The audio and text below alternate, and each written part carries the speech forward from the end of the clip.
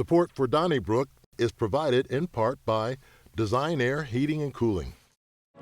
Seems fair to me. Well,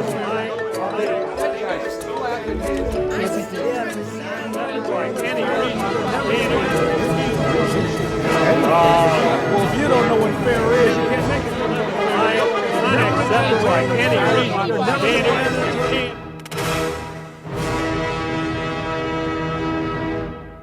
Donnybrook is made possible by the support of the Betsy and Thomas Patterson Foundation and the members of 9PBS. Thank you so much for joining us for this edition of Donnybrook. Good to have you with us. Thanks for inviting us into your living rooms or wherever you watch or listen to this program. We do have, as always, lots to talk about, so let's introduce the panelists and then move on with the heart of the program. Let's kick things off with the media veteran herself, Wendy Wiese, and Bill McClellan, columnist and founder of Donnybrook. He's, of course, with the Post-Dispatch, as is Joe Holleman, STLtoday.com as well. And with the St. Louis American, we welcome Alvin Reid. But we open up the program on a sad note on this Thursday because we lost a legend in St. Louis politics, Bill Clay Sr., who for 32 years was in Congress representing St. Louis on Capitol Hill, died this week. He did appear on 9PBS numerous times, including this interview in 2004 with Don Johnson. And you've heard that criticism more than you ought to be a little more universal. You ought to be a little less involved with your own, because it's everybody's congressman. I think it's a mindset that goes back even to slavery, that certain people in this country decided there was a certain place for us as a people.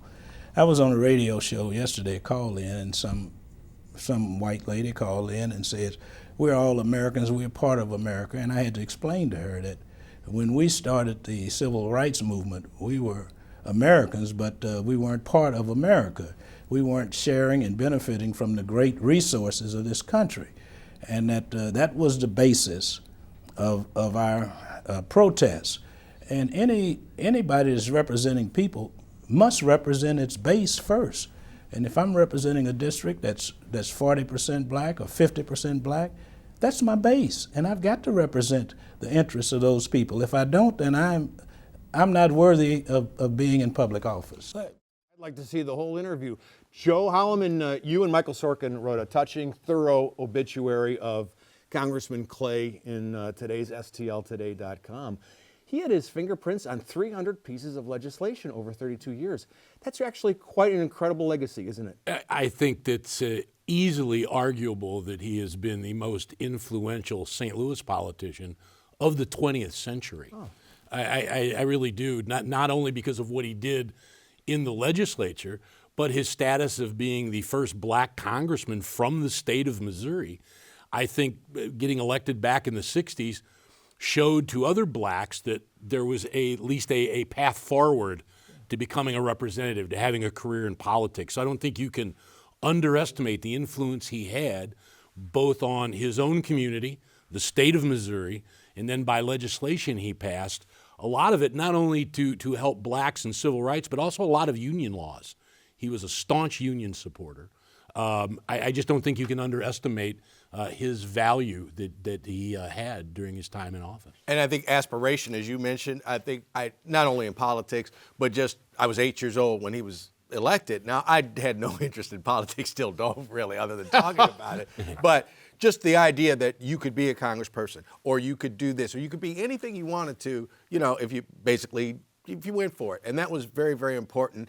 And I think as we look back, I do remember the night he was elected, and our family was excited. This was also the night that Richard Nixon was elected. And it's interesting that now here we are in 2025, that I think most Republicans would like the Democrats to be more like Bill Clay, and I think most Democrats would like Republicans to be more like Richard Nixon. So, I mean, it's funny how things... Another irony today is that as we're marking this great man's passing, is that either the Congressional Black Caucus or the various civil rights organizations announced that they're bringing all sorts of actions against the Trump administration for the DEI for the DEI situation. But it was just it was quite amazing to hear him and to see him, that long ago, and even, as you said, in 1968. And I also want to throw in that Bill Clay was an education person. He was one that said, like, no, school is important. Graduating is important. Going to college is important. He was not one of those who shied away from there's a responsibility within the family to create success for kids. Now, granted, he did it for, his own, but I mean, that's the kind of man he was. People could say about it, back when Johnson was president and all that, and it was like, but no, this was not a handouts guy. This was a guy that, no, I think we deserve this, but you got to work for it. Well, we're not going to have another fellow like Mr. Clay, who was so in charge of things.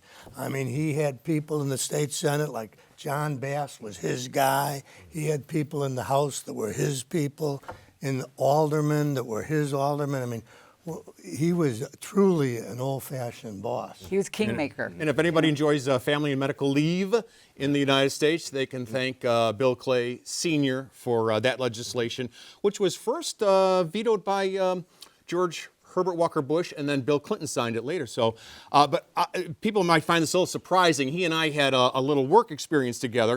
In 1997, I was walking around the old courthouse in downtown St. Louis across from KMOX, and I noticed there's no plaque for Dred Scott. So I wrote Congressman Clay a letter. I said, you want to work together to put up a plaque? And he did, and we called the Department of Interior, which runs the Park Service, and they didn't want to do it because it violated some sort of precept. So he introduced legislation instructing the Department of Interior to appropriate the funds to put up a plaque in downtown St. Louis. And before it got anywhere, the Park Service says, okay, we'll put up that plaque. And on another occasion, I interviewed him at Fontbonne University. And I was interviewing in front of an audience, and he had written a book. And in the audience was my father-in-law, who was actually appointed U.S. Attorney by Richard Nixon. So Bill Clay and Don Storr were not exactly close friends. But when they met that evening, they hugged and they slapped each other in the back and they laughed and they told stories. And I thought, how often do Democrats and Republicans do that today? I don't know. Well, Tip O'Neill, Reagan, I mean, it used to happen a lot more than it happens today, and certainly in the future. Yeah. So anyway, our thoughts and prayers, condolences to Lacey and Michelle and the rest of the Clay family over this loss. And I'll tell you what, you can rewind, I think, Donnybrook, go on the app and look at that clip once again. Maybe even more. Maybe we should post the entire interview somewhere on the YouTube channel. Hey, let's move on. Wendy, the Seventh-day Adventists had one of the largest conventions in St. Louis in recent years, 50,000 people there. But then when they left on Sunday, the airport, for some reason, was not ready for the onslaught of visitors who were leaving St. Louis. It turned out to be the largest volume of traffic at Lambert since September 11th, 2001. 26,000 people going through Lambert, more than the day before Thanksgiving. So it turns out these Seventh-day Adventists were in the sweltering heat, waiting 3 to 5 hours, missing their planes, and not getting through TSA, and it was really messed up. Do you think that St. Louis should reconsider these large conventions? No. I am not yet willing to play down to our ability. I definitely don't think that we have to adopt that kind of defeatist attitude, although I understand what you're saying. It made People magazine and the Daily Mail. It absolutely did. It was international news. But I'd bet you $1 to a donut, and if you ask everybody on our crew, everybody in the control room, everybody around this table, whether or not you've had bad experiences traveling at airports, it's emotionally, I think we're kind of programmed to know that what used to be like a 3-hour day traveling could easily, get up to 8-9 hours anymore. After 9/11, everything has changed, our sensibility about traveling. This expansion that is going to apparently, at least it was budgeted in 2024 out at Lambert, they will be looking at the security areas. They will be looking at the desk and that kind of thing. and the baggage carousels. Southwest employees were concerned that maybe the baggage carousels would collapse under that kind of volume. So we just have to focus on the problem. And I have great faith in Rhonda Hamnabergy, and it's taken me 40 years to learn how to pronounce her name. So, but I do have faith in her, and I just don't want to say, oh no, let's not go for that, because I think we can correct it. Well, Wendy, it seems like we ought to affix blame here. I mean, that's always, if it makes always us the feel most better. fun to do. But we have conventions all the time, large conventions, and everybody leaves at the same time on Sunday afternoon. We have sporting events. I mean, something occurred that untoward to make this long line stretching out. I mean, somebody's got to be at fault, don't you think? No, I agree. That was what I'm saying. Like, something had to have happened, because this is not like water like running downhill, okay? These people came to St. Louis. Now, it may have been over 2 or 3 days, but you had to know they're all going to be probably leaving at about the same time. I don't see how no one was prepared for that. I kind of just don't get it. Right. So something's missing here. There is a missing link, so to speak. And it was a large international convention. So this is, just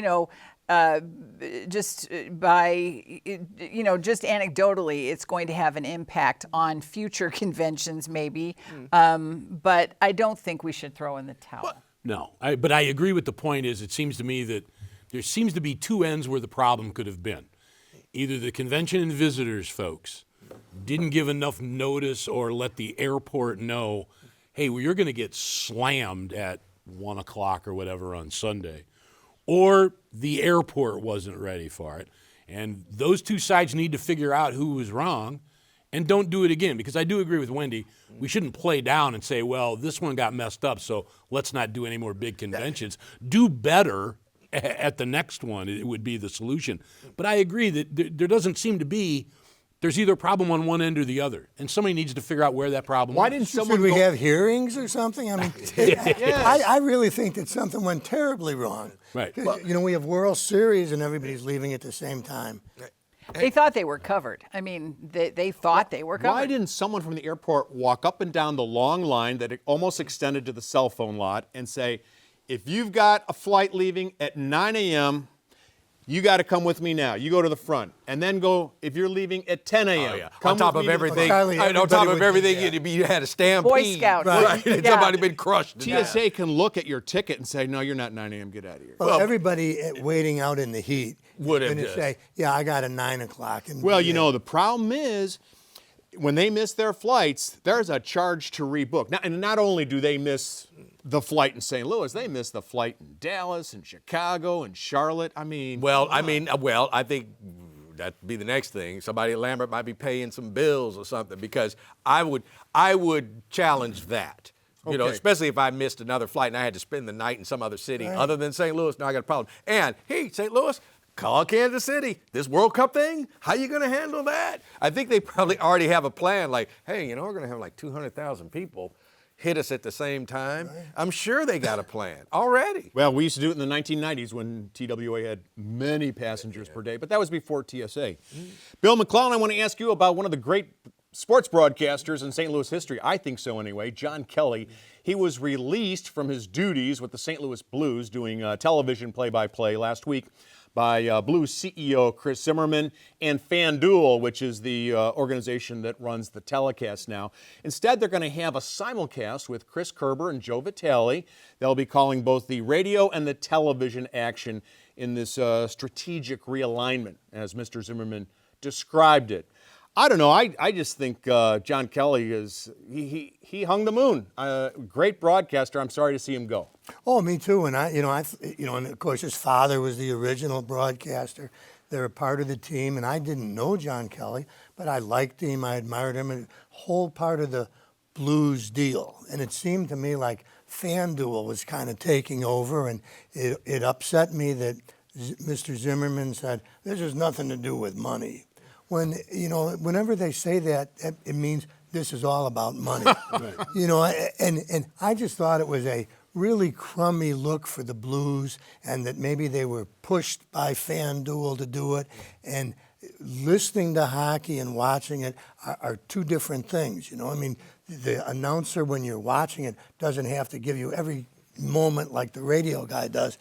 I thought this is a bad look, a bad decision. Well, he and his wife Jennifer have. I mean, they're just lovely people, and they have been so good here in St. Louis. And it's tantamount. I mean, it's like he is the Jack Buck or the Joe Buck of hockey, you know. And we take those dynasties very seriously here in St. Louis. And I like Mr. Zimmerman very much. Truly, I do. But I think he deserved a more graceful, dignified exit. Well, grace, dignity, FanDuel. Money. I mean, That's a good point. Gambling. Good no, point. And when I say money, this is a FanDuel thing. Yeah. Now, what I think how this works is the FanDuel might hire the people, but the team has the right discretion on that. So this is a FanDuel save money thing, and then like they're televising the games. Remember that the Blues and they were going through this change of who the broadcaster was going to be, and we were lucky to end up with somebody even broadcasting the Cardinals and the Blues games because that was up in the air for a while. So I think they basically, I want to say strong-armed the Blues, but I think the Blues had to go with what FanDuel, wanted to do. And I think that's just how it is. It's sad. And you're right, the fact that the simulcast, that's the dead giveaway. Because if they said, like, hey, we're going to hire Alvin Reid to do the, television broadcast, well, I would have probably made, 10% of what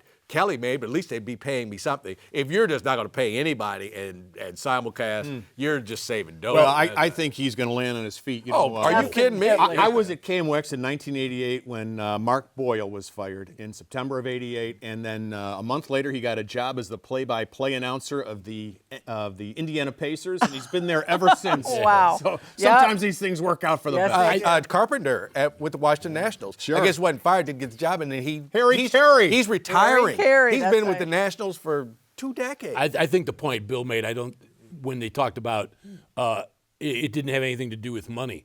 Well, then what did it have to do? And that's what I think is really unfair, because you're either getting rid of someone as a cost-saving measure, or you're saying that they weren't very good. Well, anybody who listens to John Kelly knows that's not true. Well, he is a good announcer. So come out and go, look, tough times, we had to save some money, we're doing this. But once again, nobody wants to be honest.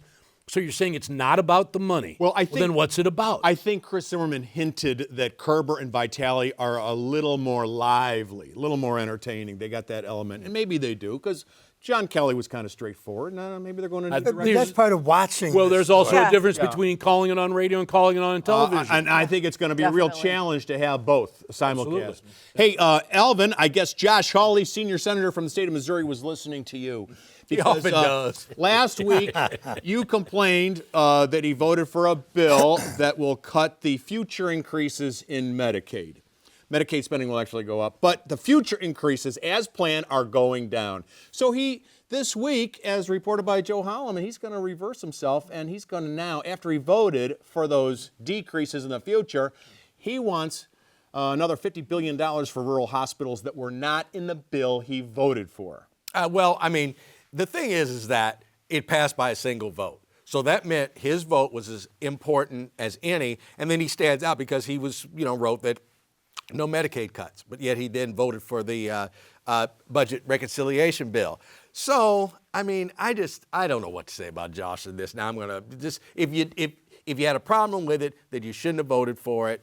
I guess you two curtailed to the power of the Trump administration, and I'm just tired of it. I'm just worn out with nobody wanting to stand up and really for what they believe in, if they really believe in it. So I wasn't surprised that he voted for it. I'm surprised that he pulled this one out of the Christmas stocking. I figured he would do exactly what he did, which was you have to, at least if you said, I promise to fight these things. I think that, we addressed this a little bit last week.